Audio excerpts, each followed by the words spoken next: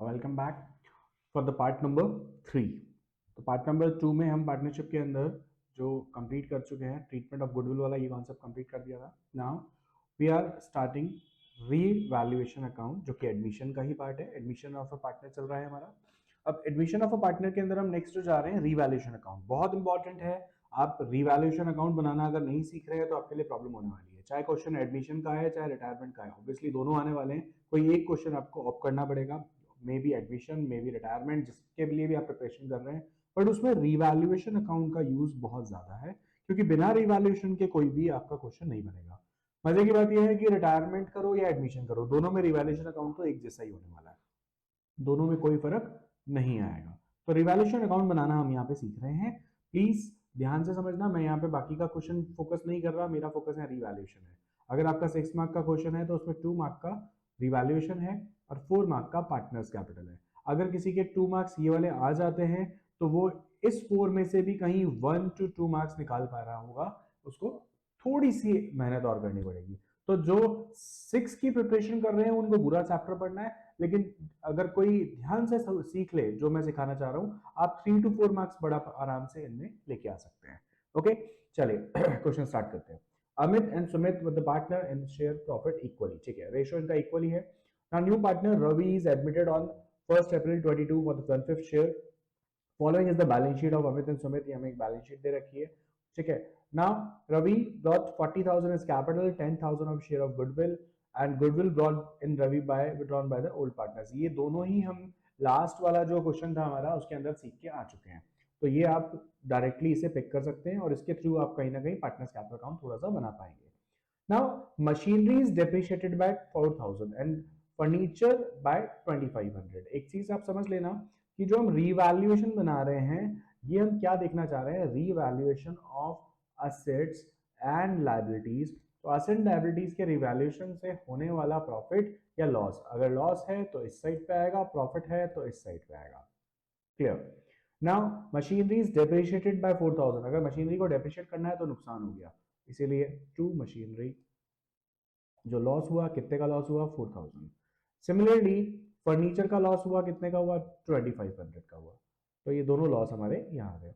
Now provision for doubtful debt shall be up to 5% on डेटा। जरा देखना कि यहाँ पे हमारे पास में ऑलरेडी प्रोविजन कितना बना हुआ है, 1,000 का। इन्होंने क्या बोला है, कितना होना चाहिए, 5%। तो इसका 5% कितना होता है, 2,000। होना तो 2,000 चाहिए, लेकिन बना हुआ है कितना, 1,000।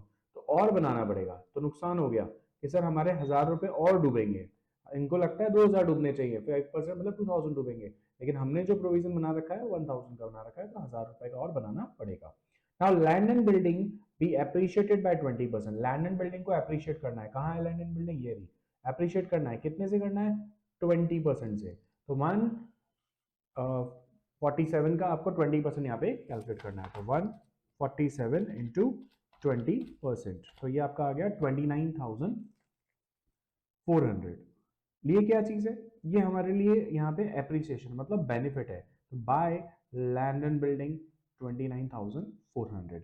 ठीक है, next stock is valued at 46। जरा देखना स्टॉक पहले कितना था, सर ये रहा हमारा स्टॉक 40, अब हो गया कितना, 46। हमारे लिए फायदे की बात है। By stock 6,000। Now, next is this unrecorded investment of 4,000। कह रहा है एक अनरिकॉर्डेड इन्वेस्टमेंट है।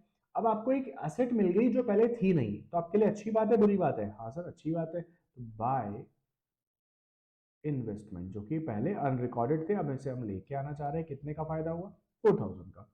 Now the electricity bill of 10,000 was omitted to be recorded. ठीक है, आपने यहाँ पे रिकॉर्ड ही नहीं किया, एक इलेक्ट्रिसिटी बिल का पेमेंट आपको करना था, लेकिन आप उसे रिकॉर्ड ही नहीं कर रहे हो। तो सिचुएशन में क्या हुआ, आपके लिए एक खर्चा बढ़ गया, एक लाइबिलिटी बढ़ गई जो आपको फ्यूचर में पे करनी पड़ेगी। तो इसे यहां दिखाएंगे, टू आउटस्टैंडिंग इलेक्ट्रिसिटी बिल। ठीक है, कितना, ये आ गया हमारा 10,000। Similarly, now the insurance premium of 10,000 shall be carried forward as the unexpired insurance। Unexpired का मतलब क्या होता है, it is prepaid। और प्रीपेड इंश्योरेंस मतलब होता है पेड इन एडवांस। अगर आपने पेड इन एडवांस कर रखा है, ये आपके लिए असेट है। तो कहीं ना कहीं इंश्योरेंस प्रीमियम जो आप देखेंगे यहाँ कहीं पे भी प्रीपेड नहीं लिखा हुआ है, इसका मतलब ये एक अनरिकॉर्डेड पार्ट है जिसे हमें रिकॉर्ड करना है। तो एक असेट जो अनरिकॉर्डेड है, जो अब रिकॉर्ड होने जा रही है, तो हमारे लिए अच्छी बात है। बाय प्रीपेड इंश्योरेंस, क्योंकि हमारे लिए असेट इंक्रीज हो जाएगी। ठीक है, तो यहाँ आपने 10,000 लिख दिया। ना वेरी इंपॉर्टेंटली कि सर मान लो कि मुझे तो अभी भी पूरा क्वेश्चन नहीं आता, रिवैल्यूएशन मुझसे नहीं हो पाएगा पूरा वाला ये। अगर ये इतना बड़ा रिवैल्यूएशन आ रहा है तो आप लेके चलो इसकी जो वेटेज है कहीं ना कहीं 4 मार्क्स की है, क्योंकि इतने सारे पॉइंट्स हो गए। एटलीस्ट हर पॉइंट पे एक हाफ मार्क्स आपको जरूर मिलने वाला है। आप इस चीज को मैंडेटरी ले लो कि सर हाफ मार्क्स आप ऑलमोस्ट लेके चलो, सब जगह रहने वाला है।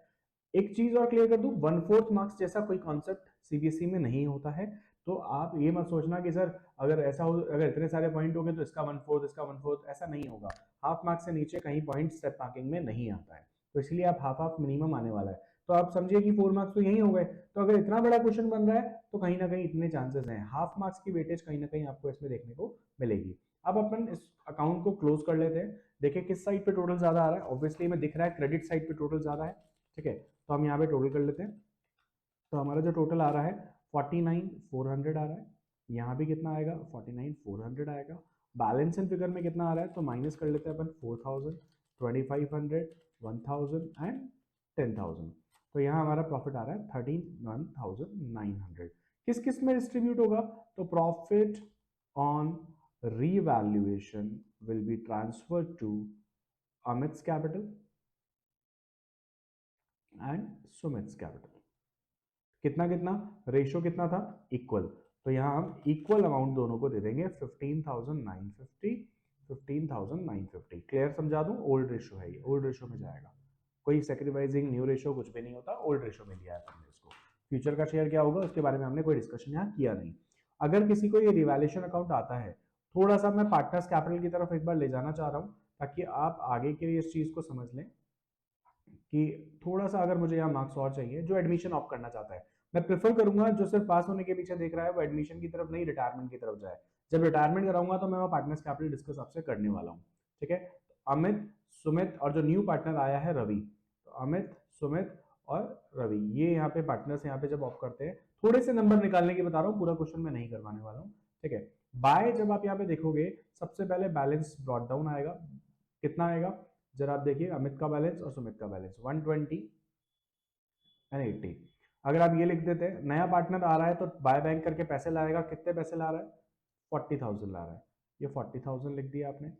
ये रिवैल्यूएशन का जो प्रॉफिट आया था इसे आप यहाँ ट्रांसफर अगर कर दे, बाय रिवैल्यूएशन कितना कितना है, 15,950, 15,950। ठीक है, यहाँ हमें कुछ भी ऐसा डिस्ट्रीब्यूशन का नहीं दिख रहा है। तो अब यहाँ पे अगर आप देखेंगे तो अभी गुडविल का एक ट्रीटमेंट वाली खाली बचा है। उस गुडविल के ट्रीटमेंट को अगर आप कर देते हैं, जो कि अपन ने पिछले क्वेश्चन के अंदर देखा था, तो वो ट्रीटमेंट अगर आप कर देते हैं तो आपका क्वेश्चन यहाँ कंप्लीट हो जाएगा। वैसे मैं आपको बता दूं उसका ये कॉन्सेप्ट ऐसे जाने वाला है, बाय प्रीमियम फॉर गुडविल, और अमाउंट जो आने वाले हैं वो 10,000 विल बी डिस्ट्रीब्यूटेड इक्वली, 5,000 5,000। तो ये 5-5 हज़ार बढ़ जाएगा। और इस क्वेश्चन में कुछ है नहीं ऐसा एक्स्ट्रा, तो अगर आप यहाँ टू बैलेंस कैरेट डाउन निकाल देते हैं जितना भी बच रहा है, तो ये क्वेश्चन खत्म हो गया। इस क्वेश्चन में कुछ और है ही नहीं करने के लिए। ठीक है, तो इस तरीके से आपसे क्वेश्चन पूछा जाएगा। 99.99% किसी भी क्वेश्चन में आपसे बैलेंस शीट नहीं पूछी जाएगी रिलेटेड टू दिस। अगर ऐसा रिवैल्यूएशन आ रहा है, पार्टनर्स कैपिटल आ रहा है, तो आपसे बैलेंस शीट नहीं पूछी जाएगी, क्योंकि क्वेश्चन की वेटेज 6 मार्क्स से ज्यादा नहीं आ सकती। तो 6 मार्क्स से ऊपर अगर क्वेश्चन नहीं आ सकता तो कैसे पॉसिबल है कि आपसे बैलेंस शीट भी पूछी जाए। ठीक है, तो मार्क्स वेटेज के हिसाब से जब 8 मार्क्स का क्वेश्चन होता था तब बैलेंस शीट आती थी, अब नहीं होता ऐसा। Okay, next we are going for the retirement. Retirement of the partner के अंदर हम जब जा रहे हैं, मैं आपके लिए इंपॉर्टेंट कहूंगा, मुझे लगता है रिटायरमेंट की तरफ जाएंगे तो पास होने के चांसेस थोड़े से बढ़ जाते हैं। थोड़ा सा इजी कॉन्सेप्ट मैं मानता हूँ रिटायरमेंट में रहता है। ओके, ओम जय जगदीश, हम इस क्वेश्चन को पूरा करने वाले हैं। हम यहाँ रिवैल्यूएशन अकाउंट भी बनाएंगे, ठीक है, और पार्टनर्स कैपिटल अकाउंट भी बनाएंगे। सॉरी, हाँ जी। तो जरा देखो, सबसे पहले क्वेश्चन में हमें 3 पार्टनर दिए हुए हैं, तीनों का रेशियो 3:2:1 है। हमें इन्होंने पूछा है रिवैल्यूएशन और पार्टनर्स कैपिटल अकाउंट। तो पहला अकाउंट हम कौन सा बनाने वाले हैं, revaluation.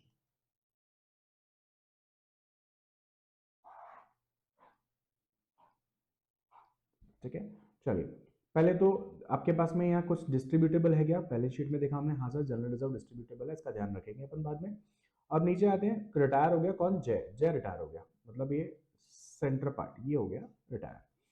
Now goodwill of the firm is valued at 60,000, इसकी हमें एंट्री करनी है, लेकिन अभी फिलहाल रिवैल्यूएशन में इसका कोई यूज नहीं है, ठीक है। Stock and building to be appreciated by 10%, कह रहा है स्टॉक को और बिल्डिंग को अप्रिशिएट कर दो, बढ़ा दो 10% से।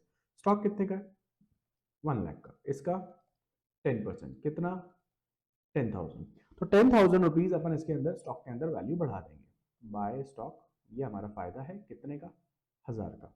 फिर उसके बाद में नेक्स्ट क्या हुआ स्टॉक के बाद में? सर नेक्स्ट हमारा यहाँ पे बिल्डिंग बोला था उसने, तो बिल्डिंग पे आते हैं, इसका भी 10% कितना होता है? 1, ये 18,000, ये भी फायदा है। लो जी, ये भी बिल्डिंग अपन ने यहाँ पे वैल्यू बढ़ा दी, कितने की? 18,000। ये कितना था हमारा? 10,000 था, sorry. Okay, now plant is depreciated by 10%, तो प्लांट जो है 10% से डेप्रिशिएट हो गया, 14,000 का लॉस हो गया, तो to plant. Okay, now next is provision for bad debts is increased up to 5,000, तो प्रोविजन पहले कितना था? पहले 3 था, अब कितना करना है? 5 करना है, तो कितना प्लस होना चाहिए? 2। फायदा है नुकसान है? ऑब्वियसली नुकसान है, कितना? 2000। नाउ जय share of goodwill was adjusted through the remaining partners capital account, ठीक है। ये एक यहाँ पे क्या कह रहा है? जय share of goodwill was adjusted through remaining partners capital account, ये अपन आगे पॉइंट करने वाले हैं। पहले फिलहाल यहाँ पे अपन बाकी की चीजों देखें, तो जय ड्यू टू जय पेड आउट ऑफ फर्म, ये कहां से पैसा आया उसके बारे में बात कर रहा है। खैर अभी पहले अपन इस क्वेश्चन को खत्म करें, क्योंकि यहाँ अभी कुछ पॉइंट और है नहीं। ये हमारा यहाँ पे 10,000, 18,000, 28,000 आ गया, तो यहाँ भी आना कितना चाहिए? 28,000 आना चाहिए। तो प्रॉफिट ट्रांसफर टू किस किस को ट्रांसफर करना है? ओम, जय और जगदीश को ट्रांसफर करना है। किस रेशो में करना है? 3:2:1 में। पुराना पैसा है ये, तो पुराना प्रॉफिट है, पुराने प्रॉफिट को पुराने रेशो में डिस्ट्रीब्यूट करते हैं। पहले तो प्रॉफिट आ कितना रहा है सर? 16 अगर मैं यहाँ लेस कर दूं तो 12,000 आ गया। रेशो इज 3:2:1, 6,000, 4,000, 2,000, ये यहाँ डिस्ट्रीब्यूट हो गया एंड यहाँ पे हमारा ये प्रॉफिट खत्म हो गया। नाउ जिसको भी यहाँ पास होने की सिचुएशन में आना था, तो 2 + 4, 2 मार्क्स यहाँ हो गए आपके, ठीक है। तो आपको यहाँ 2 मार्क्स मिल गया। अब मैं आपको यहाँ पे +4 करना नहीं सिखा रहा, क्योंकि अगर आपको +4 करना सीखना होता तो आप मेरा वीडियो अभी नहीं देख रहे हैं, ठीक है। क्योंकि जो पूरे के पूरे मार्क्स लाना चाहता था वो स्टार्टिंग से पढ़ रहा है। अभी जिसकी कंडीशन ठीक नहीं है वो ये कह रहा है कि सर किसी तरीके से पास हो जाओ, तो बस किसी तरीके से पास करने वाली सिचुएशन के हिसाब से ही मैं आपको बता रहा हूँ कि आप क्या चीजें कर लोगे तो एटलीस्ट पास हो जाओ। आप पार्टनर्स कैपिटल अकाउंट बनाओ, ठीक है। मेरा फोकस बिल्कुल टॉपर्स के लिए नहीं है, ठीक है। ये वीडियो ज्यादातर स्पेशली उन लोगों के लिए है जिनकी कंडीशन ठीक नहीं है, जिन्हें डर लग रहा है कि हम अकाउंट्स में पास होंगे या नहीं होंगे, ठीक है। तो आप प्लीज थोड़ा सा ध्यान दो, अगर आप ये ध्यान दे देते हो तो आप पास तो हर हाल में हो जाओगे, ठीक है। तो यहाँ ओम, जय, जगदीश, पहले पहले हम लिखेंगे इनके बैलेंस, जो भी इनके बैलेंसेस दिए वैसे ही 160, 120 एंड 120, ये बैलेंसेस लिख दिए। Now this profit should be transferred here, आप इस प्रॉफिट को यहाँ ले आओ बाय रीवैल्यूएशन। ध्यान रखना अपोजिट डायरेक्शन में ट्रांसफर करना होता है, ठीक है।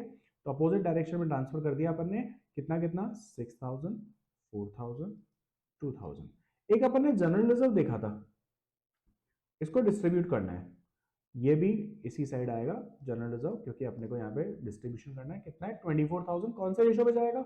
ऑब्वियसली ओल्ड रेशो 3:2:1, तो कितना आ गया? 12,000, 8,000 एंड 4,000। ओके, ये चीज हो गई।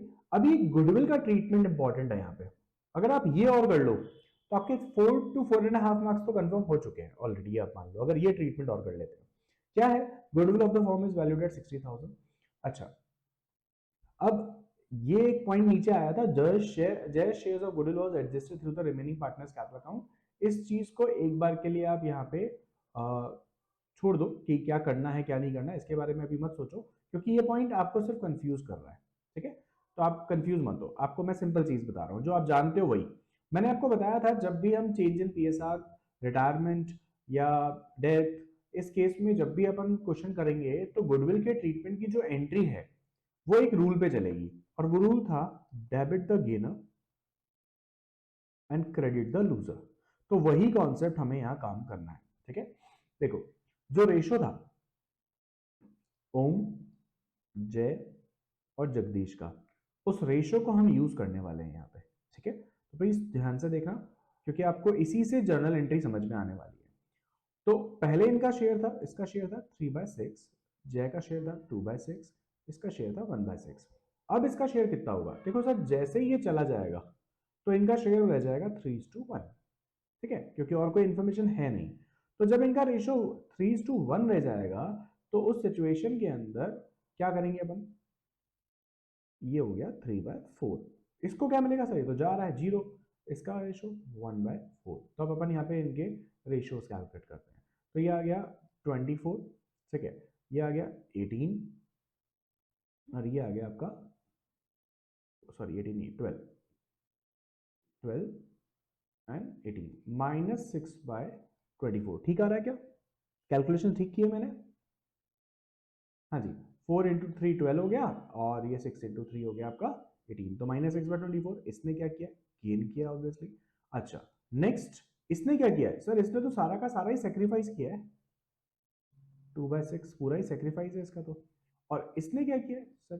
24, ये आ गया आपका यहाँ पे 4 -6 -2/24। इसने क्या किया है? इसने भी गेन किया है, ठीक है। अब इसके बाद आपको क्या करना है? इसके बाद आपको ये चीज अपन पहले सीख के आए, कुछ भी नया नहीं कर रहे अपन, ठीक है, सिमिलर चीजें चल रही हैं। अब अपने को यहाँ वैल्यूड गुडविल जो है टोटल, उससे मल्टीप्लाई कर देना है, ये रिवैल्यूड गुडविल 60,000। इस सिमिलर टाइप ऑफ क्वेश्चन हम थर्ड टाइम कर रहे हैं। हाँ जी, तो वैल्यू निकालेंगे अपन। तो यहाँ पे 60,000 इंटू 6/24, तो यहाँ वैल्यू क्या आ जाएगी? डिवाइड बाय 4 15,000 आ गया, ठीक है। सिमिलरली आप 60,000 इंटू 2/6 करेंगे, ये आ गया 20,000, और यहाँ आपका 5,000। एंट्री बननी क्या चाहिए सर? ये गेन कर रहा है एक, तो एक ये गेन कर रहा है, डेबिट द गेनर। तो Om's capital, Jagdish capital to Jay's capital, ठीक है। तो एंट्री में अमाउंट कितने आने वाले हैं? 15,000, 5,000, 20,000, ठीक है। अब ये एंट्री तो हो गई। अब इस एंट्री के बाद मुझे क्या करना है? इस एंट्री को पोस्ट करना है, ठीक है। ये मुझे लगता है ये फिगर्स आप पता कर चुके हैं, आप चाहे तो यहाँ स्क्रीनशॉट ले लीजिए, ठीक है, क्योंकि मैं इसे हटाने वाला हूँ यहाँ से, क्योंकि हमारे पास स्पेस थोड़ा सा यहाँ पे कम है, ठीक है। मुझे इसे एंट्री में शो करना है, तो इसलिए मुझे हटाना जरूरी है। हाँ जी, तो अब हम चलते हैं अपने क्वेश्चन पे वापस से, जहां अपन क्वेश्चन को कर रहे थे। एंट्री हमारे पास आ चुकी है, इस एंट्री को पोस्ट करना है। अब जैसा कि जानते हैं, पार्टनर्स कैपिटल अकाउंट बना रहे हैं, तो पार्टनर्स कैपिटल में ओम भी है, जय भी है, और जगदीश भी है ना। तो ऊपर ओम भी बैठा है, जय भी बैठा है, जगदीश भी बैठा है, और एंट्री हमें तीनों के अकॉर्डिंग करनी है। तो ये एक तरीके की कॉन्ट्रा एंट्री है। ओम और जय का रिलेशन है जय के साथ, सॉरी, ओम और जगदीश का रिलेशन है जय के साथ, और जय अभी क्या हो रहा है? क्रेडिट। अब क्या होगा? डेबिट। किसके अकाउंट में सर? ओम और जगदीश के अकाउंट में। तो ओम और जगदीश के अकाउंट में हमने यहाँ पे इसको डेबिट कर दिया। सिमिलरली जय का रिलेशन ओम और जगदीश दोनों के साथ है, जो कि अभी क्या हो रहे हैं? डेबिट। अब क्या होंगे? क्रेडिट। तो यहाँ पे अपन ने दोनों को क्रेडिट कर दिया, और प्लस किसके अकाउंट में? जय के अकाउंट में। तो जय के अकाउंट में यहाँ पे 15,000 और ये 5,000। अगर बात यह आती है कि सर अगर मान लो किसी ने इतना क्वेश्चन कर लिया तो कितने मार्क्स उसको मिल जाएंगे? आगे का अगर नहीं भी करे, सिर्फ ये जनरल एंट्री, ये बहुत इंपॉर्टेंट है, प्लीज ध्यान रखना। ये एक एंट्री आपको यहाँ पे डायरेक्टली 4 to 4.5 मार्क्स तक पहुंचा देगी, ठीक है। तो आप ये मान के चलो कि अभी तक की सिचुएशन के हिसाब से आपको 4 to 4.5, depending on the revaluation में कितने पॉइंट्स हैं, और यहाँ आपको डिस्ट्रीब्यूशन में कितने पॉइंट मिले हुए हैं, ठीक है। आपको 4 to 4.5 मार्क्स कंफर्म मिल चुके हैं अगर आप यहाँ तक आ चुके हैं। अब आगे के एडजस्टमेंट में अगर आप नहीं भी जाएं, क्योंकि आगे का एडजस्टमेंट आपके लिए हो सकता है कॉम्प्लिकेटेड हो। कहता है अमाउंट ड्यू टू जय is paid out of the fund brought by the ohm and Jagdish. अब यहाँ पे क्या, उनको पैसा लाना पड़ेगा, ये एक तरीके का कैपिटल एडजस्टमेंट है, और मैं नहीं चाह रहा आपको लास्ट मोमेंट पे कैपिटल एडजस्टमेंट में फंसाऊं। तो आप प्लीज यहां तक का क्वेश्चन फोकस करो, ठीक है। यहां मान लो अगर गुडविल लिखा हुआ होता, मैं ऐड ऑन कर रहा हूँ कुछ फीचर, यहाँ अगर गुडविल लिखा हुआ होता, मान लो कि 1 लाख रुपए, ठीक है, हम एग्जाम्पल ले रहे हैं, तो इस गुडविल को हम क्या करते हैं? इस गुडविल को हम डिस्ट्रीब्यूट कर देते हैं। मैं पेन चेंज कर देता हूँ ताकि आपको कंफ्यूजन नहीं हो, ठीक है। मैं इस गुडविल को क्या करता? यहाँ लाके डिस्ट्रीब्यूट कर देता टू गुडविल, किस किस में? तीनों पार्टनर्स में। किसमें? 3:2:1 में, ठीक है। तो ऐसे कोई गुडविल मिल जाए तो उसका डिस्ट्रीब्यूशन आप यहाँ कर सकते हैं, ठीक है। ऐसे ही अगर आपको यहाँ कोई प्रॉफिट एंड लॉस अकाउंट मिल जाता तो उसका भी आप यही करते हैं, यहाँ 2 प्रॉफिट एंड लॉस लाके डिस्ट्रीब्यूट कर देते हैं, ठीक है। और यहाँ जैसे जनरल रिजर्व है और कोई वर्कमैन कॉम्पनसेशन रिजर्व या कोई भी रिजर्व मिलता है तो उसे आप यहाँ पे लाके डिस्ट्रीब्यूट करते हैं। मेजरली आप इतना कर लीजिए, आपका मैक्सिमम 4 मार्क्स तक भी अगर आपको आ रहे हैं 6 में से, तो आप समझिए कि जो पूरा साल चैप्टर पढ़ रहा था, ठीक है, पूरा पूरा चैप्टर जो पढ़ के जा रहा है उसके 6 में से 6 आने के चांसेस है, क्योंकि वो पूरी मेहनत करके गया है, लेकिन आप उसके बावजूद 4 to 4.5 में पहुंच पा रहे हैं, ठीक है। तो this is good for you. आप थोड़ा सा इसको ध्यान देंगे, पॉसिबिलिटी है, थोड़ा रिवैल्यूएशन पे फोकस करिए और पार्टनर्स कैपिटल के अंदर सिर्फ इन्हीं के चीजों को फोकस करिए, बड़े आराम से क्लियर हो जाएगा ये वाला part. Now next we are going for the death of a partner. देखो डेथ ऑफ अ पार्टनर के अंदर आप जब जाओगे तो सबसे बड़ा पॉइंट आएगा, डेथ कोई बता के नहीं आने वाली, बताएगा नहीं कि मैं इस दिन बनने वाला हूँ, तो कोई भी डेट पे उसकी डेथ हो सकती है ईयर के बीच में। तो अब होगा क्या, इस टाइम पीरियड का प्रॉफिट कैलकुलेशन बड़ा ही डिफिकल्ट होगा, क्योंकि नॉर्मली प्रॉफिट का कैलकुलेशन तो यहाँ होता है ईयर एंड पे, लेकिन ये जब पार्टनर की डेथ हो जाएगी तो हमें प्रॉफिट उसके रिप्रेजेंटेटिव को देना पड़ेगा। हम ये तो नहीं कह सकते कि सर ईयर के एंड में डिसाइड करेंगे, और अगर करेंगे भी तो इस वाले टाइम जिस टाइम पे वो पार्टनर है ही नहीं उसका प्रॉफिट तो नहीं दोगे, तो वो इसलिए बहुत सारी डिफिकल्टीज इसमें होती है। तो यहाँ पे क्या होता है, कुछ एक मेथड्स हैं जिसके थ्रू जिस टाइम पीरियड वो पार्टनर हमारे पास रहा था जब उसकी डेथ हो गई उससे पहले ईयर में, उसकी कैलकुलेशन के लिए दो मेथड्स हैं, एक on the basis of time और दूसरा on the basis of sales, ठीक है। तो दोनों हम यहाँ पे डिस्कस करने वाले हैं, on the basis of time and on the basis of sale. पहला हमारा on the basis of time है, ठीक है, अगला हम on the basis of sales discuss करेंगे। कहते हैं एबीसी पार्टनर है 3:2:1 में, the firm close its books on 31 March every year, B died on 12th of June, ठीक है, उसकी डेथ कब हो गई 12th ऑफ जून को। तो हम एक बार चेक कर लेते हैं कि sir 12th of June, 1st of April से हमारा ईयर स्टार्ट हो रहा है 31 मार्च, ओके, ये एग्जैक्टली 73 डेज है, यू कैन काउंट इट, ठीक है। Okay, now on B's death, the goodwill of the firm was valued at 60,000। कहता है कि गुडविल की वैल्यूएशन 60,000 है। तो गुडविल का ट्रीटमेंट कैसे होगा, अगर रिटायरमेंट और डेथ के अंदर गुडविल का ट्रीटमेंट बिल्कुल सिमिलर है, ठीक है, सिमिलर ट्रीटमेंट फॉर गुडविल, जो अभी करके आए हैं पिछले क्वेश्चन के अंदर, वापस से दिखा देता हूं ताकि कंफ्यूजन नहीं हो। ये अपन ने जो किया था, ये जो अपन ने किया था, बिल्कुल वही का वही करना है, ठीक है, कोई चेंज नहीं है उसके अंदर। ओके, नाउ आगे क्या कहता है, on B's death the share of profit of the firm till the time of his death was to be calculated on the previous year's profit which was 1,50,000। मतलब कह रहा है कि सर इसका जो प्रॉफिट कैलकुलेशन है वो इसके बेसिस पे करो कि लास्ट ईयर हमने 1,50,000 कमाए थे पूरे साल में, तो पूरे साल में अगर 1,50,000 कमाए थे तो 73 डेज में कितना कमाओगे, ठीक है। तो इससे मेरे पास क्या आ जाएगा, चलो एक बार क्या इसको कैलकुलेट ही कर लेते हैं। तो ये आ जाता है आपका 30,000, ये क्या निकला, ये फर्म का प्रॉफिट निकला फॉर 73 डेज। लेकिन हमें फर्म का प्रॉफिट नहीं चाहिए, हमें किसका प्रॉफिट चाहिए, हमें तो जिसकी डेथ हो गई, किसकी डेथ हुई है, बी की, तो हमें बी का शेयर चाहिए। बी का शेयर कितना है 2/6, तो ये आपका यहाँ पे 2/6 करेंगे तो हम आ जाएगा कितना 10,000, ठीक है। तो यहाँ पे 10,000 रुपीज आपको यहाँ पे उसको पे करने पड़ेंगे। अब यहाँ एक इंपॉर्टेंट पॉइंट और आता है कि सर इस कब देना पड़ेगा, क्या इस दिन देना पड़ेगा, हाँ जी बिल्कुल इस दिन देना पड़ेगा। तो हम जब प्रॉफिट को डिस्ट्रीब्यूट करते हैं तो नॉर्मली एंट्री क्या करते हैं, sir profit and loss appropriation account debit to, किसको देना है, बी को देना है, okay, B is capital account. लेकिन प्लीज ध्यान रखना ये एंट्री गलत है। क्यों गलत है, कि एप्रोप्रिएशन अकाउंट कब ओपन होता है, एप्रोप्रिएशन अकाउंट होता है ईयर एंड पे। पीएनएल अकाउंट या पीएनएल एप्रोप्रिएशन अकाउंट को आप ओपन कब कर सकते हो, आप कर सकते हो इसे ईयर एंड पे, लेकिन अभी तो ईयर एंड हुआ ही नहीं है, तो इसीलिए यहाँ पे अकाउंट खुलेगा पीएनएल सस्पेंस अकाउंट, ठीक है। प्लीज ध्यान रखना entry will be PNL suspense account debit to B's capital, जो भी डेट कैपिटल है उसके लिए यहाँ पे शेयर दिया जाएगा। क्लियर है ना, ये तो आपका ट्रीटमेंट हो गया किसका, प्रॉफिट का ट्रीटमेंट। गुडविल का ट्रीटमेंट आप अपने आप कर सकते हैं, लास्ट क्वेश्चन में अपन ने सीखा है। Okay, now next death of a partner profit on the basis of sale. Now दूसरा वाला जो मैंने आपको बताया था सेल के बेसिस पे, कौन कौन पार्टनर है, Soni, Moni and Ranu are the partner in the ratio of 2:2:1। They used to close its account on 31st March, Moni died, okay, Moni की यहाँ पे डेथ हो गई कब 31st अगस्त को, ये 31st अगस्त को। हमें वैसे तो दिख रहा है कि क्लियरली यहाँ पे ये कितने मंथ्स है 5 मंथ्स है, बट वेट मंथ्स काम आएंगे या नहीं आएंगे हमें नहीं पता।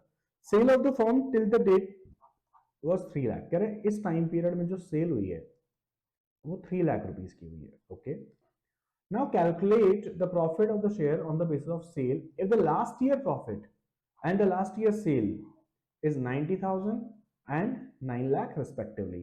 तो लास्ट ईयर का जो सेल था वो था 9 लाख रुपए और लास्ट ईयर का जो प्रॉफिट था वो था 90,000 रुपीज। तो इस हिसाब से अपन ने परसेंटेज में पिछले साल कितना कमाया sir, 90,000 divided by 9 lakh into 100, हमने लास्ट ईयर 10% कमाया।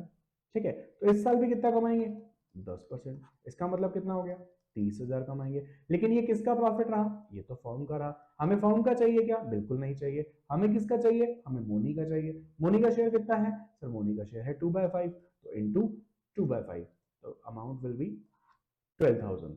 ठीक है, तो 12,000 पे आ गया। एंट्री क्या होगी, वही होगी जो पहले हुई थी, P and L suspense account debit to monies capital. 12,000 की एंट्री हो गई, लो जी क्वेश्चन खत्म। ठीक है, तो डेथ ऑफ अ पार्टनर के अंदर ये कैलकुलेशंस इंपॉर्टेंट है। बाकी अगर आप डेथ ऑफ अ पार्टनर के अंदर जब आप उसके अकाउंट देखेंगे तो वो मोनीज कैपिटल अकाउंट आपसे पूछेगा। तो जब आप मोनीज कैपिटल अकाउंट आप बनाओगे तो आप प्लीज ध्यान रखना, यही एक चीज आपसे नॉर्मली यहाँ पे कंफ्यूजिंग में डाल सकता है। अगर इसका अकाउंट आ जाता है, बाय बैलेंस ब्रॉट डाउन, उसका कैपिटल लिख दो। ठीक है, अगर उसको इंटरेस्ट ऑन कैपिटल देना है तो ये टाइम पीरियड के लिए इंटरेस्ट ऑन कैपिटल कैलकुलेट कर लेना। ठीक है, स्टार्टिंग में अपन ने सीखा है आईओसी कैसे निकालते हैं। ठीक है, पी एंड एल सस्पेंस का ये जो प्रॉफिट अपन ने कैलकुलेट किया ये दे देना। अगर मान लो कि कोई बैलेंस शीट में जनरल रिजर्व दिया हुआ है तो जनरल रिजर्व का जो पार्ट मॉनी को मिलने वाला है आपको वो उसको देना पड़ेगा। मान लो यहाँ गुडविल दिया हुआ है तो वो भी अपने को यहाँ देखनी पड़ेगी। मान लो मोनी ने इस बीच में कोई ड्राइंग की थी, कुछ पैसा घर ले गई थी, तो वो ड्राइंग भी अपने को यहाँ दिखानी पड़ेगी। ठीक है, तो ये सारी चीजें आपको यहाँ पे करनी पड़ेगी। और फिर एट द एंड जो पैसा बचेगा उस पैसे को हम यहाँ मोनी को नहीं दे सकते, ऑब्वियसली मोनी तो है ही नहीं, तो मोनीज एग्जीक्यूटर अकाउंट, ठीक है, जो उसका रिप्रेजेंटेटिव है उसे वो पैसा मिल जाएगा जो कि बैलेंस इन फिगर में निकलेगा। तो ये आपके लिए यहाँ पे हो सकता है, अगर आपसे अकाउंट पूछ लिया जाए तो आप ये चीज भी कर सकते हैं। ठीक है, 4 मार्क्स का ये क्वेश्चन आ सकता है अगर ये अकाउंट पूछा जाता है तो। Clear, now we are entering in the last chapter, dissolution. दो ही चीजें पूछी जाती है रिजोल्यूशन में, या तो रियलाइजेशन अकाउंट या फिर जर्नल एंट्री। रियलाइजेशन अकाउंट और जर्नल एंट्री का मैं आपको सिंपल बात बता दूं कि जो आपका रियलाइजेशन अकाउंट है वो बहुत कम पूछा जाता है, लेकिन जर्नल एंट्री ज्यादा पूछी जाती है। लेकिन मैं आपको बता दूं जर्नल एंट्री रियलाइजेशन अकाउंट को समझे बिना आ भी नहीं सकती। ठीक है, तो आपको यहाँ समझना पड़ेगा कि होता क्या है। बैलेंस शीट मान लो आपको गिवन है, जैसे कि यहाँ गिवन भी है। ठीक है, आप जब, पहले मैं आपको समझा रहा हूँ रियलाइजेशन अकाउंट बनता कैसे है। आपको करना कुछ नहीं है, यहाँ आपके पास जो असेट्स गिवन है, यहाँ पे जो लायबिलिटीज गिवन है, कुछ चीजों को छोड़ के जो मैं अलग पेन से लिखूंगा, कैपिटल अकाउंट जो भी बैलेंसेस गिवन है, रिजर्व सरप्लस यहाँ, या फिर यहाँ पे कोई लॉसेस गिवन है, या फिर आपका यहाँ पे कैश अकाउंट या बैंक अकाउंट का बैलेंस गिवन है, या आपका पार्टनर्स लोन गिवन है। इन चीजों को छोड़ के, ठीक है, मैंने क्या बोला, इन चीजों को छोड़ के, जो मैंने अलग पेन से लिखे हैं उसको छोड़ के बाकी सब असेट्स यहाँ आ जाएंगी, बाकी सब लाइबिलिटीज यहाँ आ जाएंगी। ठीक है, आपको सारी असेट्स एंड लाइबिलिटीज को ट्रांसफर करना है। अब मैं इन्हीं चीजों को ध्यान में रखते हुए यहाँ से क्वेश्चन पिक करने वाला हूँ, प्लीज बी क्लियर। देखिए, जैसे यहाँ दिया हुआ है कैश इन हैंड, मैंने यहाँ लिखा था कैश, तो मैं इसको आगे नहीं लूंगा। स्टॉक बिल्कुल लूंगा, तो मैंने यहाँ लिखा टू स्टॉक अमाउंट। ठीक है, एक एक करके समझाऊंगा, पहले हमें जो ट्रांसफर करना है वो सीखना जरूरी है। 5,000, देन इन्वेस्टमेंट, हाँ जी इन्वेस्टमेंट भी ट्रांसफर कर दिया, कितना 10,000। फिर उसके बाद में डेटर्स, हाँ जी डेटर भी ट्रांसफर कर दिया। सर नीचे पॉइंट्स भी नहीं पढ़े अपन ने, कोई बात नहीं बाद में पढ़ेंगे, पॉइंट का अभी कोई यूज नहीं है, हम दुकान बंद करने की तैयारी कर रहे हैं। ठीक है, चलो, फिर ये प्रोविजन दिया हुआ है, प्रोविजन को अपोजिट डायरेक्शन में दिखाएंगे।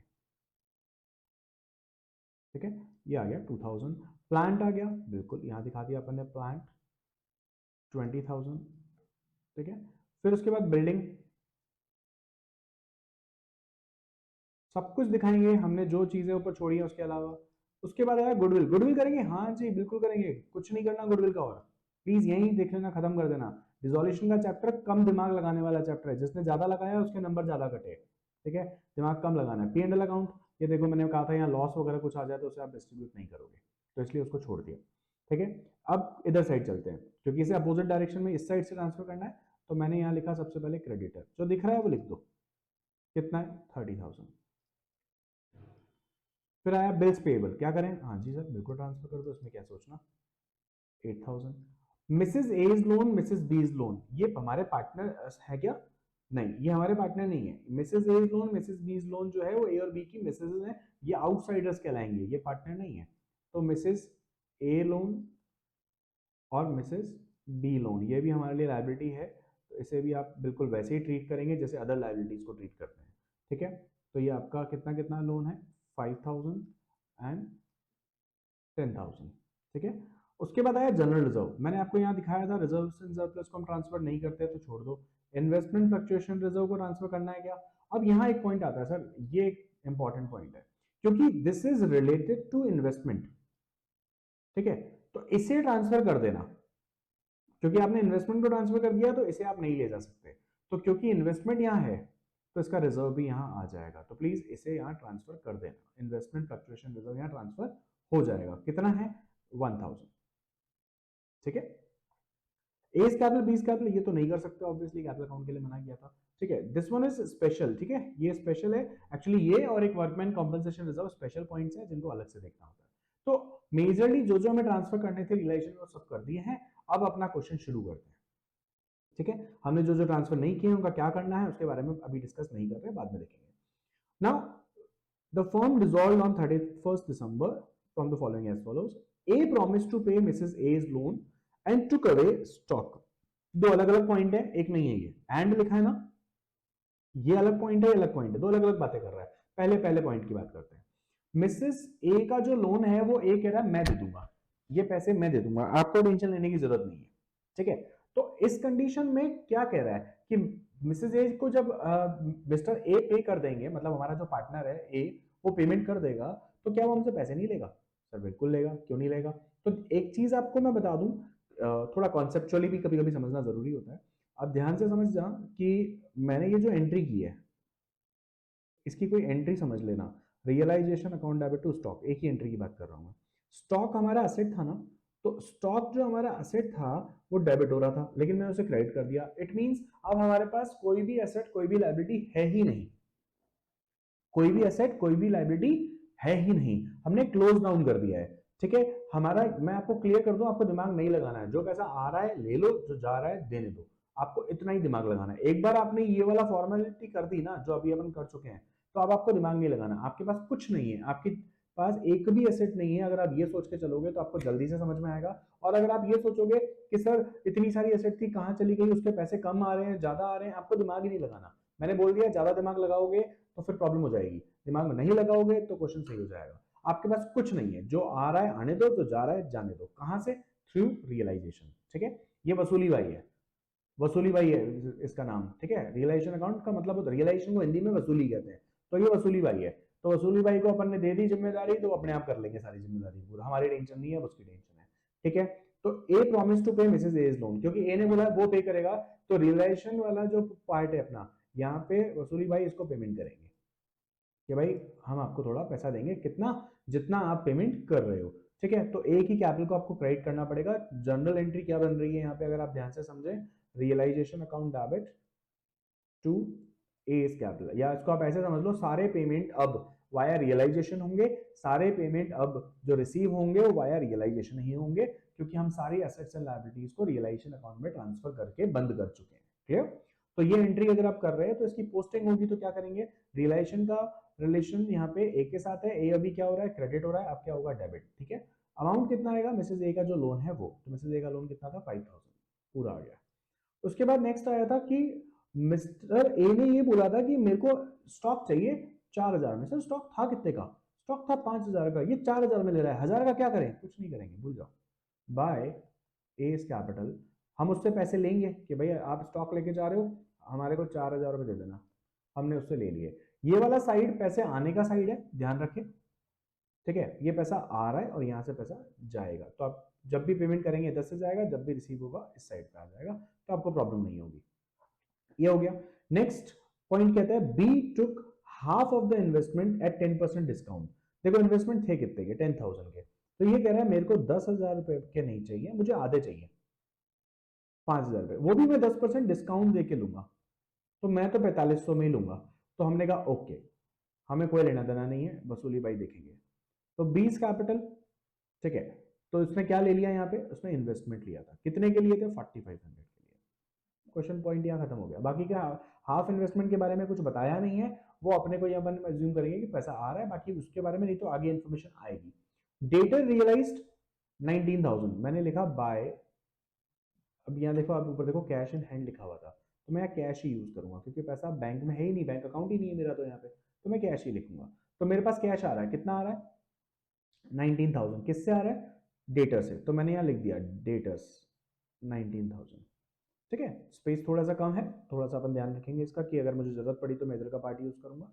Okay, now creditors and bills payable were due on an average basis of 1 month after 31 दिसंबर। बोले वैसे तो कायदे से इसके जो ड्यू डेट बनती थी वो 31 जनवरी की बनती थी, एक महीने बाद बनती थी, but they were paid immediately, अभी पे कर दिया। उन्होंने हमको 6% डिस्काउंट दे दिया पर एनम। ध्यान रखना, पर एनम का मतलब यह है कि एक साल का 6% डिस्काउंट है, ना कि 6% डिस्काउंट है। तो अब आपको यहाँ समझना है, सबसे पहले क्रेडिटर कितने के, 30,000 के, बिल्स पेबल कितने के, 8,000 के। तो 30,000 का 30,000 नहीं पे कर रहे, 30,000 का 6% एक महीने के लिए, क्योंकि एक ही महीने का डिस्काउंट देगा, पूरे साल का डिस्काउंट क्यों देगा वो, जब उसने साफ बोला है कि मैं 6% पर एनम के हिसाब से डिस्काउंट दूंगा। तो यहाँ पे कितने का डिस्काउंट देगा सर, 150 का डिस्काउंट दे देगा। 30,000 में से 150 अगर चले गए तो कितने आए, ये आ गया 29,850। हमने यहाँ लिखा पेमेंट यहाँ से होने वाला है टू बैंक, किसको दिया, क्रेडिटर को दिया, कितना दिया, 29,850। ऐसे ही बिल्स पेबल को, उनको पेमेंट कितना होने वाला है सर, बिल्स पेबल है 8,000, 8,000 में से भी अपने को वही करना पड़ेगा, ठीक है। 8,000 इंटू 6% इंटू 1/12, क्योंकि इस पे भी डिस्काउंट उतना ही है, तो 8,000 इंटू 6% इंटू 1/12, तो ये आया 40 रुपीज। तो अब इसमें से 40 रुपीज लेस करोगे तो आपका यहाँ पे आ जाएगा 7,960। तो टोटल पेमेंट कितना हुआ, तो ये हुआ 7,960 प्लस 29,850। तो दिस पेमेंट इज 37,810, ठीक है, ये पेमेंट हो गया। नेक्स्ट पॉइंट कहता है प्लांट रियलाइज 25,000, प्लांट से जो पैसा आया वो कितना आया, वो आया हमारे पास 25,000। तो आप देखो कि मैंने एक बार कैश लिख दिया तो बार बार लिखने की जरूरत नहीं है, मैंने कैश की हेडिंग में ही इनर कॉलम में लिखना शुरू कर दिया है, ठीक है। बिल्डिंग से 40,000 आए, ठीक है जी, बिल्डिंग से 40,000 ले लेते हैं। गुडविल से 6,000 आए, अच्छा गुडविल से भी पैसे आ गए, वेरी गुड। सर पैसे कम आ रहे हैं, ज्यादा आ रहे हैं, आप देख नहीं रहे हो, अरे हमें कोई लेना देना नहीं है, दुकान बंद कर रहे हैं, शटर डाउन करना है, किसी भी तरीके से हो, आपको टेंशन नहीं लेनी, वसूली भाई देख लेंगे। रिमेनिंग इन्वेस्टमेंट 4500, बाकी के इन्वेस्टमेंट से जो पैसा आया 4500 आया, ठीक है। इसको मैं यहाँ और लिख देता हूँ ताकि आगे का हम नेक्स्ट पे देखेंगे, ठीक है। अच्छा, फिर उसके बाद में ये वाला पॉइंट हमारा फिनिश हो चुका है, ठीक है, इसके बाद हमारा ये पॉइंट नहीं है। There was an old typewriter in the form which was written off completely from the books. It was estimated realized 300 and it was taken away by B at the estimated price. ये क्या बोल रहा है, मेरे पास एक पुराना typewriter था, वैसे तो मेरी बुक्स में है ही नहीं क्योंकि दिख भी नहीं रहा, देखकर आप ध्यान से अगर आप देखोगे तो यहाँ कोई टाइपराइटर नहीं है। बोले लेकिन ना फिर भी 300 रुपए में बिक गया। खराब चीज भी तो बिकती है ना स्क्रैप में, 300 रुपए में बिक गई और 300 रुपए मुझे कैश में नहीं मिले, बी बोले मैं ले जा रहा हूँ, तो बहुत ही बढ़िया। मैं यहाँ डाल देता हूँ इस पॉइंट को कि ये जो बी था ये एक और चीज ले गया है, टाइपराइटर, ठीक है, और टाइपराइटर कितने में लेके गया, 300 में लेके गया। ये वाला अमाउंट मैं यहाँ नेट करके लिख रहा हूँ, आप इसको चेक कर सकते हैं। 19,000 प्लस 25,000 प्लस 40,000 प्लस 6,000 प्लस 4,500, तो ये आपका वैल्यू आ गई यहाँ पे 94,500, इनका टोटल जो पैसा आया था। क्या कोई पॉइंट बचा है, नहीं सर, सारे पॉइंट तो खत्म हो गए।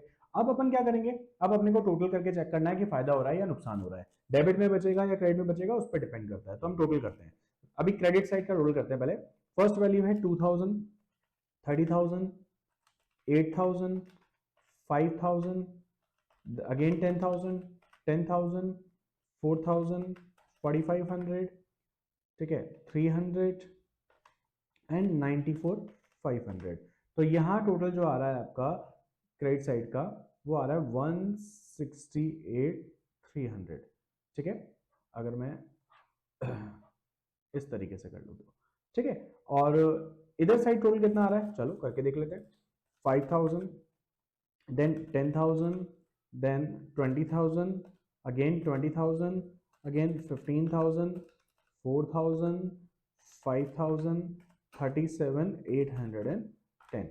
ठीक है, ये हमारे यहाँ पे टोटल हो गए। लेकिन एक छोटा सा पॉइंट आपको देखना पड़ेगा। आपको याद होगा कि एस कैपिटल जब अपन ने यहाँ किया था, ये इसने ए ने अपनी वाइफ का लोन पे कर दिया था, लेकिन बी की वाइफ का लोन के बारे में कोई डिस्कशन ही नहीं आया। तो क्या ये पैसे लेके नहीं जाएगा?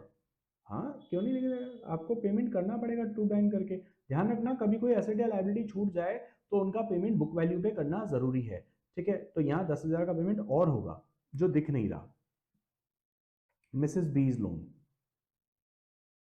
ठीक है, ऐसा कभी भी होता है तो आपको ये ध्यान रखने की जरूरत है। आप चेक कर सकते हो क्या सारी एसेट्स एंड लायबिलिटीज जा चुकी है। स्टॉक गया, इन्वेस्टमेंट गया, डेटर, प्लांट, बिल्डिंग, गुडविल सब चले गए, बिल्कुल डन है। ठीक है, सेम यहाँ पे क्रेडिटर का पेमेंट हो गया था क्या? हाँ जी हो गया। बीपी का हो गया, मिसेस एज लोन हो गया? नहीं हो गया था, मिसेस बीज लोन नहीं हुआ था। तो दिस वॉज इंपॉर्टेंट, कभी कभी हमें देखना जरूरी होता है। ठीक है, तो यहाँ पे ये 10,000 का फिगर और ऐड हो जाएगा, तो ये आ जाएगा 126,810। ठीक है, तो यहाँ 126,810 हम यहाँ लेस कर लेंगे 168,300 में से। तो ये आपका जो बैलेंस इन फिगर का प्रॉफिट आएगा दैट विल बी 41,490। इसका क्या करेंगे सर? इसको डिस्ट्रीब्यूट करेंगे किस किस में? Profit on dissolution will be transfer to A and B. किस रेशो में करोगे? आपको रेशो कहीं गिवन था पूरे क्वेश्चन में? सर क्वेश्चन में कहीं भी गिवन नहीं है, बस इतना बताया था ए बी पार्टनर है। तो अगर कुछ नहीं गिवन तो profit sharing ratio will be equal. तो यहाँ डिवाइड बाय 2 कर लेते हैं, तो दोनों को मिलेगा कितना? 20,745, 20,745। This is done. तो एक तरीका तो ये है 6 मार्क का क्वेश्चन आने का। क्या 6 मार्क में आ सकता है? बिल्कुल पॉसिबल है। ठीक है, ये आ सकता है। नहीं तो इससे ज्यादा चांसेस, ध्यान रखना, इससे ज्यादा चांसेस हैं इसके जर्नल एंट्री के। ठीक है, जर्नल एंट्री में मैं आपको क्लियर कर दूं, मैं आपको पहले ही बात बता चुका हूं कि सारी एंट्रियां वसूली बाई के थ्रू होने वाली है, मतलब रियलाइजेशन अकाउंट के थ्रू होने वाली है। तो हम यहाँ पे कुछ एंट्रीज यहाँ पे डिस्कस कर लेते हैं।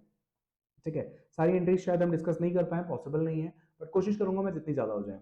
Bank loan 12,000 paid. अब जो नॉर्मल एंट्री स्टूडेंट्स करते हैं इसके अंदर, वो क्या करते हैं sir? Bank loan account debit to bank. मैंने आपको पहले कह दिया सारे पेमेंट रियलाइजेशन के थ्रू होंगे, इसीलिए realization account debit to bank. Realization expenses भी नहीं, ओनली रियलाइजेशन 12,000। ठीक है, ये पॉइंट नंबर 1 हो गया। अच्छा, पॉइंट नंबर 2 क्या है? देखिए, stock worth 6,000 is taken over by B. कौन लेके जा रहा है? बी। तो हम यहाँ बी की कैपिटल को कम कर देंगे। बी की कैपिटल को कम करने के लिए उसको डेबिट करना पड़ेगा, तो बी कैपिटल अकाउंट डेबिट। जा क्या रहा है सर? रियलाइजेशन। क्योंकि प्लीज ध्यान रखना, अगर आप स्टॉक लिखोगे फंस जाओगे, क्योंकि स्टॉक तो है ही नहीं, अब उसका अकाउंट ऑलरेडी क्लोज कर चुके होंगे। ठीक है, ये आपको एक बात और बता रहा है, what journal entry would be pass after various assets other than cash and third party liability has been transfer to realization. ये क्लियर आपको पता रखा है कि हम ट्रांसफर कर चुके हैं, उसके बाद ही हम आपसे एंट्री करवा रहे हैं। Okay, a computer completely return of in the books of account was sold for 200। कह रहा है कि एक कंप्यूटर था जो पूरी तरीके से अपन ने राइट ऑफ कर दिया था, उसको बेच दिया तो पैसे आ गए। Okay, very good. Bank account debit, कितने पैसे आए? 200। गया क्या? कंप्यूटर। अरे कंप्यूटर नहीं लिखना, क्या लिखना है? रियलाइजेशन लिखना है सर। वसूली भाई देंगे हमें तो पैसा, हमें कोई लेना देना नहीं कंप्यूटर से। क्लियर? ठीक है, चलो नेक्स्ट अपन चलते हैं पॉइंट नंबर 4 पे। Loss on realization 14,000 is distributed between A and B in the ratio of 5:2। ये बहुत आसान एंट्री है, मैं इसको यहाँ इस जगह लिख के टाइम वेस्ट और कहीं ना कहीं जगह हमारी जो कम है उसको वेस्ट नहीं करूंगा। सिंपल सिंपल एंट्री कर देते हैं। रियलाइजेशन अकाउंट से हमारा लॉस हो रहा है, तो यहाँ पे अपन क्या करेंगे? ए बी टू रियलाइजेशन, बांट देना 14,000 रुपये 5:2 के अंदर। ठीक है, जो भी रेशियो है। Now unrecorded asset taken over by B for worth 4,000। कह रहा है एक अनरिकॉर्डेड एसेट थी जो बी कह रहा है मैं ले जा रहा हूँ, सॉरी ए, पार्टनर ए कह रहा है मैं ले जा रहा हूँ। तो पार्टनर ए को कहो लाओ जी पैसे लाओ। पार्टनर का A capital account debit to unrecorded asset में यहाँ पर क्या करेंगे? रियलाइजेशन अकाउंट कर देंगे। कितना करेंगे सर? 4,000 बोला है तो 4,000 ही करेंगे। ओके, चलो next. Creditor worth 30,000 are discharge by paying 27,000। अभी इंपॉर्टेंट है कि सर देखो 30,000 की लायबिलिटी थी लेकिन हमने 27 में निपटा दी, तो अच्छी बात है, वसूली भाई को धन्यवाद देंगे। Realization account debit to bank. Sir 3,000 का प्रॉफिट हो गया, अरे उसका कोई करना ही नहीं, मतलब मैंने क्या ही बोल दिया। दिमाग ज्यादा लगाओगे तो परेशान हो जाओगे, दिमाग लगाना ही नहीं है। जितने पैसे दे रहे हैं दे दो, फायदा नुकसान आपको नहीं देखना, फायदा नुकसान का काम आपका यहाँ है ही नहीं। अब दुकान बंद करते टाइम फायदा नुकसान नहीं देखा जाता। ठीक है, profit on realization 6,000 is distributed between A and B. अब आपको प्रॉफिट डिस्ट्रीब्यूट करना है, पहले लॉस की एंट्री थी, अब प्रॉफिट की एंट्री इसकी अपोजिट हो जाएगी। ये आपके कोर्स में नहीं है, ये पुराना क्वेश्चन आ गया है यहाँ। Okay. Total creditors in the books of 40,000. Office equipment was accepted by the creditor as 7,000 in the full settlement. Remaining creditors were paid in the full by check. ध्यान से समझना, यहाँ पे टोटल क्रेडिटर है 40,000 के, 40 में से 7,000 के क्रेडिटर ऐसे हैं जो ये बोल रहे हैं कि हमें तो एक ऑफिस इक्विपमेंट दे दो, हमें पैसा नहीं चाहिए, और बाकी जो कह रहे हैं हमको तो पैसा चाहिए। तो ध्यान रखना, कभी भी आपकी कोई असेट लाइबिलिटी से सेट ऑफ हो जाए, आपस में ही वो डिस्कशन कर लें कि हाँ ठीक है, तो मुझे रख ले, मैं तुझे रख लूं, तो यहाँ पे ध्यान रखना, इसका मतलब क्या है, वसूली भाई ने क्या किया, एक असेट को एक लायबिलिटी से आपस में डिस्कस करवा दिया, खत्म। तो आपके पास कुछ आने के चांसेस हैं क्या? नहीं सर, हमारे पास तो ना असेट है ना लायबिलिटी है, दोनों वसूली भाई को देके बैठे हैं अपन तो रियलाइजेशन को, तो वो आपस में डिस्कस करके सेट ऑफ करके फ्री कर देंगे। क्लियर? तो यहाँ पे आप असेट एंड लायबिलिटी, जैसे कि क्रेडिटर को मिल गया ऑफिस इक्विपमेंट 7,000 का, ठीक है, तो ऑफिस इक्विपमेंट मिला किसको, क्रेडिटर को, आपस में 7,000 का सेटअप हो गया ना, इसकी कोई एंट्री आपको नहीं करनी है सर, लेकिन बाकी के 33 की करनी है, हाँ जी, उसकी एंट्री करनी पड़ेगी, realization account debit to bank. ये पॉइंट्स थोड़े अलग हो सकते हैं, मैंने चेंज नहीं किया है, ये 9th पॉइंट है, ठीक है। तो यहाँ पे अपन ने यहाँ पे एंट्री की है 33,000 की, बाकी के 7,000 की आप एंट्री नहीं करोगे। ओके, उसके बाद next, during the course of realization liability under action of damage was settled at 12,000 against 10,000 including in the creditor, total creditor was 20,000। ध्यान से समझना क्या बोल रहा है, कह रहा है कि जब हम रियलाइजेशन का काम कर रहे थे तो हमने यार एक सेटलमेंट किया है 12,000 में अगेंस्ट 10,000, 10,000 की जगह 12,000 दिए हैं, लेकिन टोटल क्रेडिटर कितने हैं 20, तो इसका मतलब यहां आपने 2,000 ज्यादा दिए हैं, करेक्ट। तो बाकी के 10 का पेमेंट आप करोगे नहीं करोगे सर, विदाउट एनी इन्फॉर्मेशन तो करना ही पड़ेगा, ठीक है। तो आपका यहाँ पे realization account debit to bank, कितना पेमेंट करेंगे सर, देखो 12 तो एक, और वो 10 के बारे में कुछ बताया नहीं है, तो वो तो करना ही पड़ेगा, 22,000 का पेमेंट यहाँ पे आप करना पड़ेगा, कैसे, रियलाइजेशन के थ्रू, ठीक है। नेक्स्ट, इन्वेस्टमेंट हुआ 10,000 were taken over bye partner A against his loan in the full settlement, ये एक अलग पॉइंट है, उसको हम बाद में लास्ट में देखने वाले हैं। Partner B has taken a loan from the insurer 5,000 and the security of G, भी आपके कहीं ना कहीं कोर्स में नहीं आएगा, अलग चीज है, ये पहले हुआ करता था। Partner A promise to pay Mrs as loan of 9,000, ये अपन ने अभी भी किया था, ठीक है। पार्टनर ए ने बोला कि मैं पेमेंट कर देता हूँ, एक काम करते हैं, तो यहाँ पे कहता है realization account debit to A's capital, क्योंकि मिसेस एज लोन जो है वो एक आउटसाइडर की एक लाइबिलिटी है, जैसे अलग लाइबिलिटीज जनरल लाइबिलिटीज होती है वैसे ही, तो हम यहाँ ए की कैपिटल को इंक्रीज कर देंगे कि ठीक है ये पैसा आप दे देना। One of our creditor 40,000 and one of our creditor agreed to accept debtor of 20,000 at 17,900 and the balance in check। देखो ध्यान से समझो, कह रहा है कि हमारा एक क्रेडिटर कह रहा है कि मैं आपके डेटर को लेने को तैयार हूँ लेकिन इतने में लूंगा, ठीक है। तो 40,000 में से कितने का सेटलमेंट हो गया 17,900, इसकी एंट्री करने की जरूरत है क्या? नहीं सर, डेटर से क्रेडिटर एडजस्ट हो गए, असेट से लायबिलिटी एडजस्ट हो गई, लेकिन बाकी का पेमेंट करना पड़ेगा, हाँ जी, balance is paid in cheque, तो बाकी का पेमेंट कितना होगा 22,100, क्या एंट्री होगी, रियलाइजेशन टू बैंक, कितना 22,100, ठीक है। इस तरीके से आपकी एंट्री भी डन हो गई। Now partners A's loan 3,000 paid in cash, partner A's loan, ध्यान रखना ये हमने ट्रांसफर नहीं किया था, यहाँ आप रियलाइजेशन को आप देके नहीं बैठे हो, यहाँ वसूली भाई ने बोला था ये मुझे नहीं चाहिए, ये तुम आपस में सल्टो, ठीक है, उसने कहा था ये तुम पार्टनर वाला केस मुझे नहीं चाहिए, ये तुम रखो, तो आप यहाँ पे आपको क्या करना पड़ेगा, आपको यहाँ पे क्लियरली जो हमारा पार्टनर का लोन है एज लोन, जैसे अपन ने ट्रांसफर भी नहीं किया था टू बैंक करके, इसी को चुकाना पड़ेगा कि ओके सर 3,000 आपके आप हम देते हैं आपको, या आपको वसूली भाई नहीं देंगे। Okay, now Mrs as loan 5,000 paid in cheque, relation to bank normal entry है। Furniture worth 15,000 taken over by creditor, very very important, no entry. हाँ, ये क्या हुआ सर, ऐसा हुआ एक असेट को एक लायबिलिटी ने ले लिया, आपस में सेटअप हो गया, सेटअप हो गया तो एंट्री नहीं करते। ओके, नाउ रियलाइजेशन एक्सपेंसेस, ये अब थोड़े इंपॉर्टेंट पॉइंट्स हैं जो अब हम पढ़ने वाले हैं, मैक्सिममली मैंने देखा स्टूडेंट्स कंफ्यूज होते हैं इन पॉइंट्स के अंदर, ठीक है। रियलाइजेशन एक्सपेंसेस अमाउंटेड 10,000, ठीक है, सबसे पहला तो मैं यहाँ से नंबरिंग चेंज कर रहा हूँ, 1 2, मैं वापस से जो नंबरिंग अब लिखने जा रहा हूँ मैं 1 2 3, क्योंकि मैं ये नंबर नहीं लिखने वाला हूँ। ओके, तो यहाँ से अगर नंबरिंग की बात करूँ मैं, तो 1 नंबर क्या एंट्री हुई, रियलाइजेशन एक्सपेंसेस अमाउंटेड 10,000, तो रिलेशन टू बैंक, इसमें मुझे नहीं लगता किसी कंफ्यूजन की बात है, ठीक है। अब second entry, realization expenses amounted 5000 were paid by partner. Sir खर्चा किसका था? खर्चा हमारा था ना। कहीं लिखा है पार्टनर बियर करने वाला है, पेड बाय पार्टनर लिखा है, कहीं नहीं लिखा कि पार्टनर पे करेगा, तो पार्टनर बियर करेगा। बियर हम करेंगे तो हम यहाँ रियलाइजेशन अकाउंट जरूर लिखेंगे। 5000 पे किसने किया? हमने किया? नहीं, हमने नहीं किया। किसने किया? पार्टनर किया। तो ओके, पार्टनर्स कैपिटल। आपको समझ में आता जाएगा धीरे धीरे। अब यहाँ थोड़ा दिमाग ज्यादा लगाना पड़ता है, ये कंफ्यूजिंग है। Relation expenses 5000 were paid by firm on behalf of the partner. Please थोड़ा सा ध्यान से समझना, this one is confusing. Paid by firm, आपको मैं यहाँ तरीका सिखा रहा हूँ। लोग स्टूडेंट्स कंफ्यूज होते हैं कि हम इसको करें कैसे। आपको कुछ नहीं करना, पेड बाय फर्म लिखा है ना, मतलब पॉकेट से पैसा जा रहा है ना, पहले क्रेडिट की एंट्री कर दो टू बैंक। कितना पैसा? 5000। नाउ थिंक अबाउट दिस, ये हमारा खर्चा है या पार्टनर का खर्चा है? ये हमारा खर्चा है या पार्टनर का खर्चा है? नहीं नहीं नहीं सर, हमारा नहीं है। हमने बोला है on behalf of the partner, तो ये हमारा खर्चा नहीं है। ये किसका खर्चा है? पार्टनर का खर्चा है। क्योंकि ये पार्टनर का खर्चा है तो ये हम ये मानेंगे कि ये पैसा पार्टनर को दे रहे हैं हम तो, ठीक है। इसीलिए पार्टनर्स कैपिटल डेबिट होगा, ना कि रियलाइजेशन। ध्यान रखना, खर्चा हमारा होगा तो ही रियलाइजेशन डेबिट होगा। खर्चा पार्टनर का है तो हमें रियलाइजेशन कभी नहीं डेबिट करना। Okay, now a partner was paid remuneration including expenses. Including expenses का मतलब है you have to bear all expenses, ठीक है, ऐसा लिख रहा है। 7500 to carry out dissolution of the firm. Actual expenses was 10,000।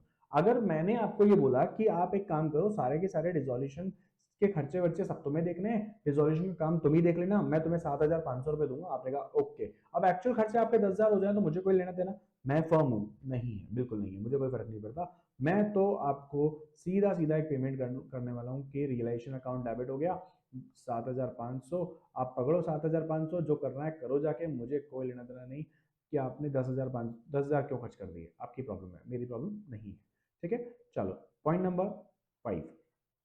Next point क्या कहता है? Dissolution expenses 8,000, out of the said expense 3,000 has to be borne by firm and the balance by the partner and 8,000 were paid by the firm. देखो, अब यहाँ confusing उसने और बढ़ा दी है, और यहाँ आके स्टूडेंट सबसे ज्यादा कंफ्यूज होते हैं। देखो, जनरल चीज पढ़ना। सबसे पहले क्या लिखा है? 8,000 paid by firm, very good, to bank. सबसे पहले लिखो, काम खत्म करो कि सर मैंने तो पेमेंट किया है 8,000 फॉर्म से, तो 8,000 गए। नाउ हमारा बॉन्ड करने का खर्चा कितना है सर?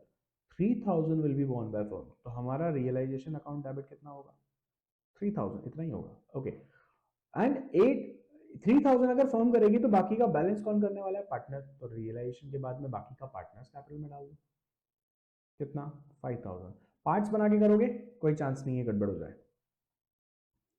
ठीक है। नाउ डिसोल्यूशन ये हो गया हमारा, नहीं ये नहीं हो। Dissolution expenses 8,000, 3,000 were borne by the firm and the balance by the partner and expenses were paid by partner. अब हमने नहीं दिया, हम अब किसने दिया है? पार्टनर ने दिया है। तो अब हमारा खर्चा कितना है? सर हमारा खर्चा है 3,000। कौन बेयर करने वाला है? सर हम ही बेयर करने वाले हैं ये 3,000, तो साथ साथ लिखा है कि हम बॉन्ड करेंगे ये 3,000। तो पेमेंट किसने किया है? पार्टनर ने किया है, तो दे दो पार्टनर को। हम क्यों टेंशन ले भाई, 3,000 पकड़, बाकी के तू बयान करेगा। पेमेंट तूने किया, तू जान, तेरा काम जाने। हमें तो 3,000 आपको पे करने, हम फ्री हैं।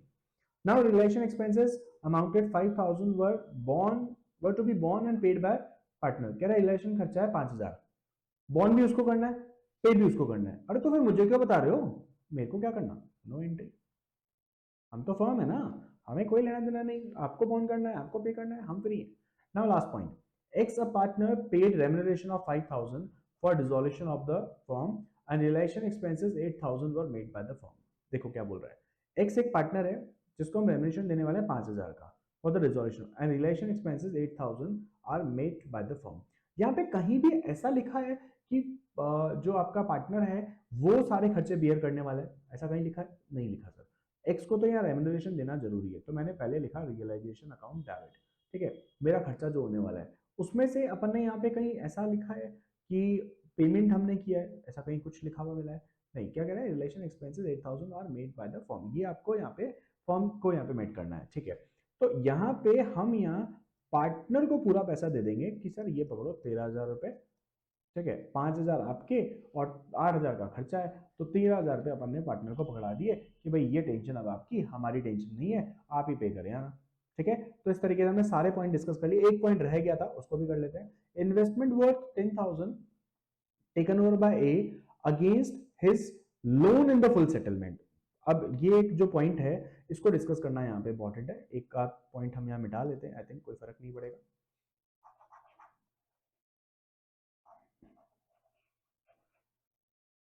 पेन चेंज कर लेते हैं ताकि आपको ये अलग से दिखना शुरू हो जाए।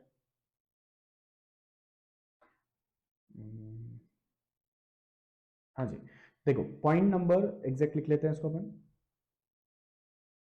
देखिए क्या बोल रहा है कि इन्वेस्टमेंट थे 10,000 के जो पार्टनर ने ले लिए और against loan in the full settlement. देखो पार्टनर का लोन अगर आपको जनरली पे करना हो तो आप एंट्री क्या करते हो, पार्टनर्स लोन अकाउंट डेबिट, कितने का लोन है, तो 10,000, क्योंकि उतने का ही तो फुल सेटलमेंट हुआ है। टू, अब मेरे पास में जा क्या रहा है, मेरे पास से जा रहे हैं सर इन्वेस्टमेंट, लेकिन मैं इन्वेस्टमेंट लिख सकता हूँ क्या, नहीं सर, इन्वेस्टमेंट कैसे लिखोगे, आपको रियलाइजेशन लिखना पड़ेगा, क्योंकि इन्वेस्टमेंट तो है ही नहीं, हम तो सारा वसूली भाई को दे चुके हैं। ये हो गई आपकी entry, partners loan to realization, खत्म। एक तरीके से हमने उसको कुछ नहीं दिया, वो चीज ले गया जो मेरे पास थी ही नहीं, इन्वेस्टमेंट।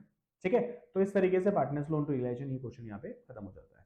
ठीक है, तो इस तरीके से आपका पूरा पार्टनरशिप यहाँ पे फिनिश हो गया है। अगर कोई पार्टनरशिप का इतना पार्ट अच्छे से करके चला जाए तो पार्टनरशिप के अंदर वो बड़े आराम से 20-22 नंबर ले आएगा, मतलब पार्टनरशिप उसको पास करवा सकती है। कम से कम भी लेके चलोगे तो भी 15-16 नंबर कहीं नहीं जाने वाले हैं, और आपको पास होने के लिए 27 चाहिए, और पास होने के लिए 27 चाहिए, इसका मतलब सर आपने तो बोला कि 15, तो 15 और बाकी कहाँ से आएंगे, बाकी का आएगा बाकी के वीडियोस से। तो ये हमारी सिर्फ एक ही बुक डिस्कस हुई है, अभी सेकंड बुक बाकी है, थर्ड बुक बाकी है, टोटल करेंगे 27 प्लस बड़े आराम से जाएगा, इवन 27 प्लस नहीं, शायद अब 35 प्लस में भी चले जाएगा। Okay, thank you.